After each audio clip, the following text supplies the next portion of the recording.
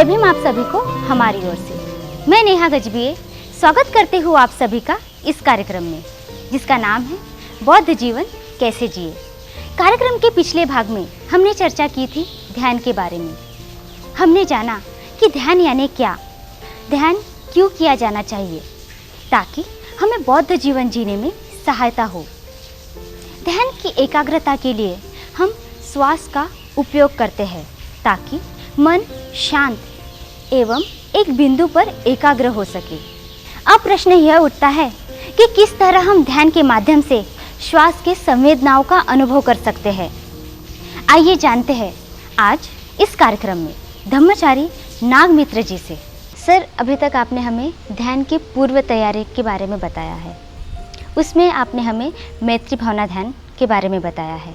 Sir, क्या आप हमें मैत्री भावना के बारे में विस्तार से सखोल बता सकते हैं?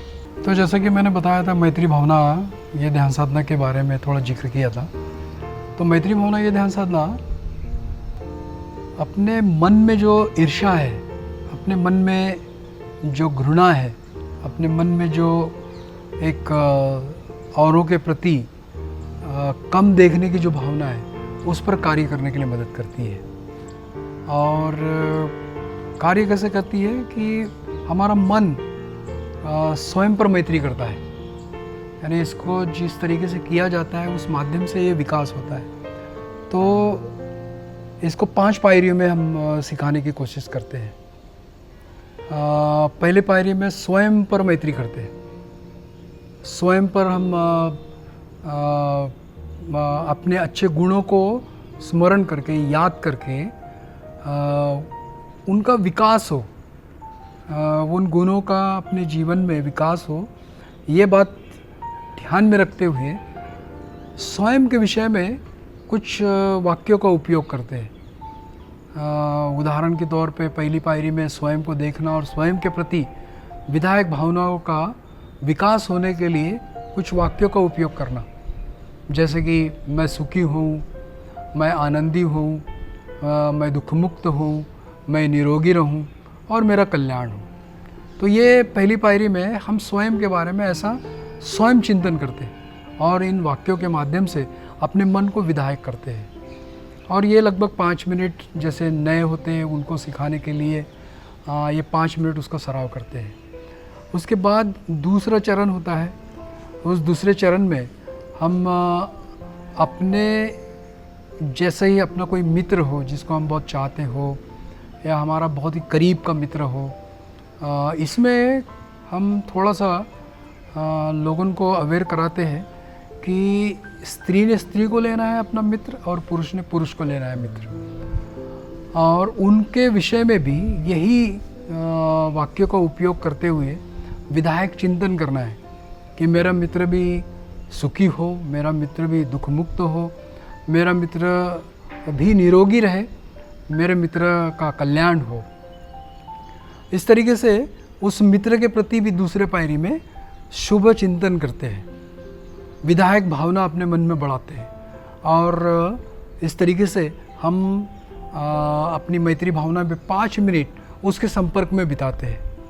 और उसके बाद तीसरे चरण की शुरुआत करते हैं। इस तीसरे चरण में त्रयस्थ व्यक्ति को लेते हैं। त्रयस्थ व्यक्ति मतलब ऐसा व्यक्ति जिसको हमने पहले कभी उसके साथ में संबंध नहीं आए, हमने उसको जाना भी नहीं, उसको हमने देखा है सिर्फ, और देखने के बाद उस व्यक्ति का चेहरा हमारे ध्यान में रहता है और उस व्यक्ति के प्रति भी हम अपने मन में उन्हीं वाक्यों का उपयोग करते हुए अपने मन की विधायकता बढ़ाते हैं। वो सुखी रहे, वो निरोगी रहे, वो दुखमुक्त हो, उसका कल्याण हो और वो अपने जीवन में विकास करे। तो इन वाक्यों का उपयोग उस व्यक्ति के प्रति भी करते हैं और उसको भी अपने जीवन में आनंदित और सुखी रहने की एक शुभ कामनाएं करते, शुभ चिंतन करते। तो ये तीसरे व्यक्ति के बारे में इसलिए करते हैं क्योंकि हम अपने मन की जो मैत्री की कक्षा है वो विस्तृत करने की बात करते हैं। अपने मन के जो अपने मन में एक भाव होता नहीं कि अपना मैं और मेरा दोस्त, मैं और मेरा परिवार, मैं और मेरे समाज के लोग, मैं और मेरे क्लास के लोग, तो ये थोड़ा हमारी मन की कक्षा विस्तृत करने के लिए, अपने मन की कक्षा को बढ़ाने के लिए, अपने मन का विकास करने के लिए त्रस्त व्यक्ति को लेते हैं। और इस कक्षा को बढ़ने की वजह से हमारा मन थोड़ा जो घृणा है, द्वेष है, जीलसी है, उससे थोड़ा सा ढीला हो जाता है। और फिर हम ऐसे में अपनी मन की विधायकता को ध्यान में रखते हुए चौथे चरण की शुरुआत करते हैं। और चौथे चरण में हम अपने नापसंद या जो हमें पसंद नहीं आता है, जिसको देखते ही हमको गुस्सा आता है, जिसको देखते ही हमको ऐसा लगता है कि ये आदमी मेरे सामने नहीं आना चाहिए, उस व्यक्ति को इस चौथे चरण में याद करते हैं। और उसको याद करते हुए, उसका चेहरा देखते हुए उस पर भी मैत्री भावना करते हैं। उसके विषय में भी यही सोचते हैं कि वो सुखी हो, वो दुखमुक्त हो, वो आनंदित रहे, वो निरोगी रहे और उसका कल्याण हो। अब ये बात करने के लिए थोड़ा सा कष्ट तो हो गई, और कष्ट होगा ये ध्यान में जब आता है और मन बिल्कुल उस बात को करने के लिए तत्पर या तैयार नहीं होता, तब यही सोचो कि जैसा ये व्यक्ति है वैसा मैं भी हूँ, जैसा मुझे मेरी माँ, मेरे बच्चे, मेरी बीवी प्यार करती, वैसा इसको भी करती होगी, इसको भी चाहने वाले हैं। और मैं नहीं चाहता, इसका मतलब ये तो नहीं कि इसका संसार खत्म हो गया, तो इसको चाहने वाले दूसरे लोग हैं, और ये व्यक्ति कम से कम दूसरों के लिए तो बेहतर है। चलो इसी के लिए इसका कल्याण हो और ये दुख मुक्त रहे, ये निरोगी रहे और इसका भी विकास हो। ऐसे शुभ चिंतन करने के बाद उसके प्रति भी हमारे मन में मैत्री का भाव उत्पन्न होता है और हम मैत्री करते हैं। और इस तरीके से हम 4 पायरियाँ होने के बाद हम देखते हैं कि हम केवल इतना ही नहीं करना है। तो हमको जैसे कि पहले पायरी में मैंने स्वयं के बारे में सोचा, दूसरे पायरी में मित्र के बारे में सोचा, तीसरे पायरी में त्रस्त व्यक्ति के बारे में सोचा, चौथे पायरी में एक ऐसे नापसंद व्यक्ति के बारे में सोचा। अब बाकी बच्चों का क्या? तो बाकी बचे हुए सभी लोग, जैसे मेरे पड़ोसी है, मेरे अन्य रिश्तेदार है, मेरा अन्य मित्र परिवार है और उनका मित्र परिवार, उनका मित्र परिवार, उनके मित्र परिवार, और ऐसा करते करते हम ये कक्षा को विस्तृत करते हैं। तो जैसे आप नागपुर में हैं तो आपके बस्ती के लोगों को ले सकते हैं। आप जिस बस्ती में रहते हैं उस बस्ती को होने के बाद में आपके पड़ोसी बस्ती की तरफ जा सकते हैं। पड़ोसी बस्ती से धीरे धीरे इस नागपुर के सभी मनुष्य मात्र की तरफ मैत्री भावना विकसित कर सकते हैं। और ये नागपुर हो गया तो नागपुर से विदर्भ, विदर्भ से महाराष्ट्र, महाराष्ट्र से अन्य राष्ट्र, अन्य राज्य, अन्य राज्यों से फिर ये पूरा भारत, और भारत से जो संबंधित अन्य खंड है फिर वहाँ हमारी मैत्री भावना विकसित करते। यानी हमको धीरे धीरे सभी मनुष्य मात्र की तरफ अपनी मैत्री भावना का विकास करना है। एक बड़ा अच्छा उदाहरण मुझे याद आता है इस मामले में कि मेरी एक परिचित एक पढ़ने में गई हुई कहानी है। वो कहानी इस प्रकार से है, शायद बुद्धायन में भी उसका जिक्र आया होगा। आप अगर उसको बुद्धायन को ढूंढते और पढ़ते तो आपको पढ़ने को मिलेगा। एक महिला थी, वो महिला इस मैत्री भावना की ध्यान साधना को 5वीं पायरी में इस प्रकार से करती थी कि मानो एक वो हवाई जहाज में बैठी है और हवाई जहाज से वो सफ़र कर रही है, और सफ़र करते हुए वो मैत्री भावना अपनी इतनी जागृत करती है कि वो सभी मनुष्य मात्र पर, सभी प्राणी मात्र पर, सभी जीवों पर वो पुष्प वृष्टि करती है। वो हवाई जहाज से सभी पर पुष्प वृष्टि करती है और सभी के बारे में शुभ चिंतन करती है कि सभी सुखी हो, सभी का कल्याण हो, सभी दुख मुक्त हो, सभी निरोगी रहे और सभी का विकास हो। तो इस प्रकार से वो महिला जिस प्रकार से सभी का विकास करती है, उसी प्रकार से हमारी मैत्री भावना सभी के प्रति, फिर प्राणी हो, पक्षी हो, पशु हो, जो दिखते हैं वो हो, जो नहीं दिखते वो हो, तो सभी प्राणी मात्र, सभी मनुष्य मात्र पर मैत्री भावना की ये जो 5वीं पायरी है लंबे समय तक करना है। और जब इसकी समाप्ति करना है तो समाप्ति के पहले अपने मन में सब्बे सत्ता सुखी होन्तु मंत्र का पठन करते हुए सभी मात्र को, सभी जीव मात्र को सुखी देखते हुए इस पायरी को समाप्त करना है।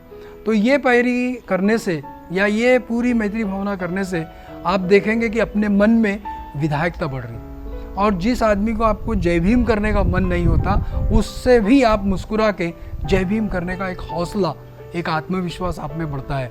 और जब ऐसा होता है तो आप देखेंगे कि आप किसी के प्रति द्वेष, किसी के प्रति ईर्ष्या, किसी के प्रति आपके मन में घृणा नहीं रहती और आप एक अच्छे मैत्रीपूर्वक जो व्यवहार है वो औरों के साथ में करते हैं। तो जो पहले का जीवन है आपका बिना मैत्री का और आज का जीवन है जो मैत्रीपूर्वक, उसमें आप निश्चित रूप से बड़ा फर्क या बड़ा अंतर आप अनुभव कर सकते हैं और अपने आप को एक मैत्री भावना के आधार पे नया व्यक्ति आप देख सकते हैं और आप नया बौद्ध कैसा होता है उसका अनुभव आप ले सकते हैं। तो मुझे लगता है कि मैत्री भावना अगर आप रोज़ करते हैं, रोज़ आप 20 मिनट 25 मिनट रोज़ मैत्री भावना करते हैं, तो आप निश्चित रूप से अपने जीवन में बड़ा फ़र्क अनुभव करेंगे।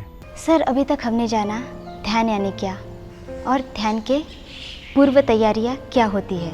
आनापानसति ध्यान हमने जाना, मेत्ता भावना ध्यान हमने जाना। अभी हम जानना चाहेंगे कि सर्वसामान्य मनुष्य के लिए ध्यान किस तरह फ़ायदेमंद होता है। तो ये इतनी सारी जानकारी जो मैंने दी है, ये मेरे ख्याल से सभी सर्वसामान्य आदमी के लिए कारगर है। और जैसे कि आप देख रहे हो आज सभी तरफ देखिए, हिंसा बढ़ रही है, भ्रष्टाचार बढ़ रहा है, डर बढ़ रहा है, एक व्यक्ति से दूसरे व्यक्ति का जो रिश्ता है वो स्वार्थ के आधार पे हो रहा है।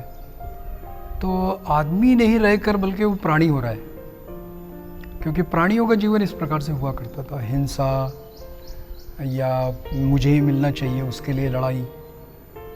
तो इंसानी जो शिक्षा है बुद्ध ने दी है वो कहीं तो भी लुप्त हो रही है।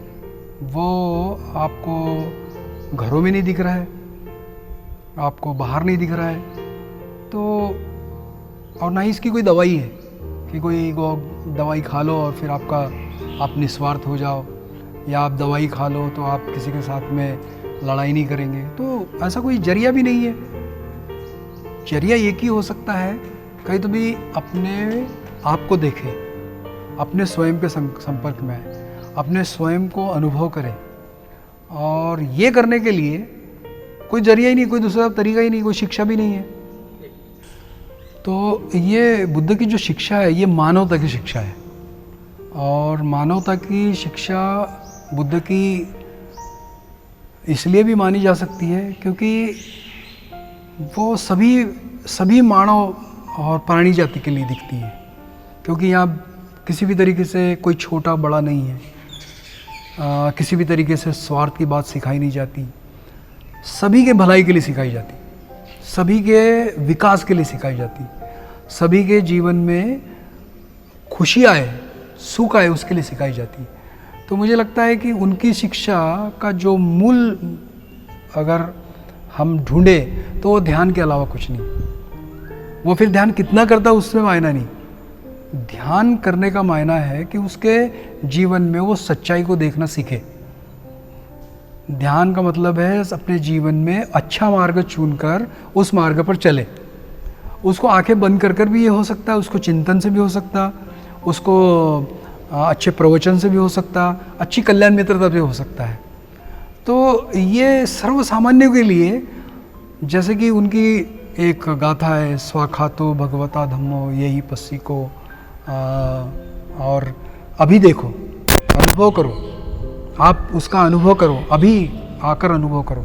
तो कहने का मतलब है कि हर आदमी ने अपने आप को अगर जांचा थोड़ा भी और जांच कर शांति से बैठकर उस पर चिंतन किया तो उसको अपने जीवन में नया बदलाव करने के लिए प्रेरणा मिलेगी। और यही बुद्ध की शिक्षा है, यही मानवता की शिक्षा है। वो किसी भी धर्म के लोगों के लिए, किसी भी पंथों के लोगों के लिए, किसी भी गट के लिए लागू होती है। तो मेरे ख्याल से ध्यान साधना करने का ये बहुत ही सभी को मिलने वाला फ़ायदा है। और सर्वसामान्य ने इसको कैसे प्रसार होता, कैसे प्रचार होता, ये बहुत ही गंभीर विषय है। और लॉर्ड बुद्ध चैनल अगर इस बात को लोगों तक पहुंचाता है और लोग इसको गंभीरता से लेते हैं और अनुभव करके देखते हैं, जैसे बुद्ध कहते हैं कि आओ और देखो।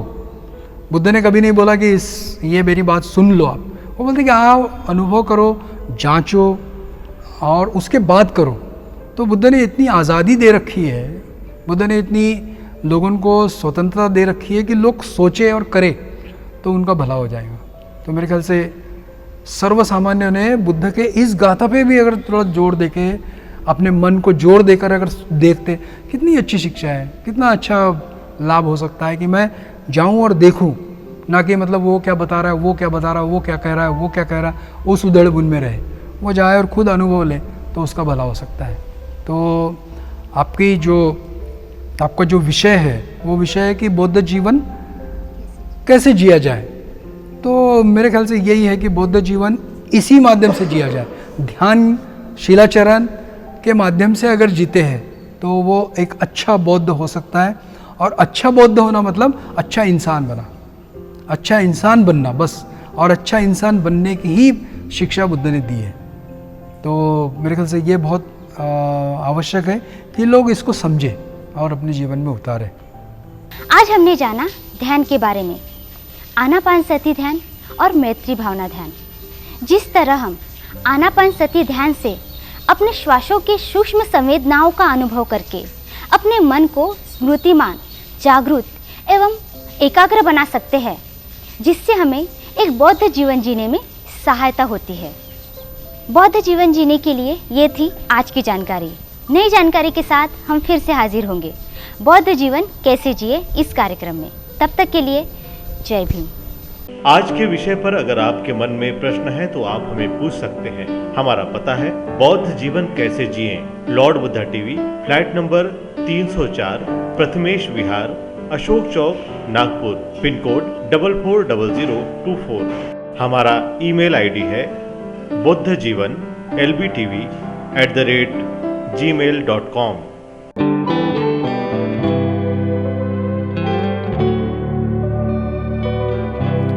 बौद्ध जीवन कैसे जिए।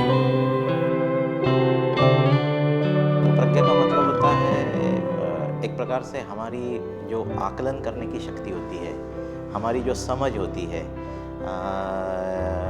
समझ यानी आम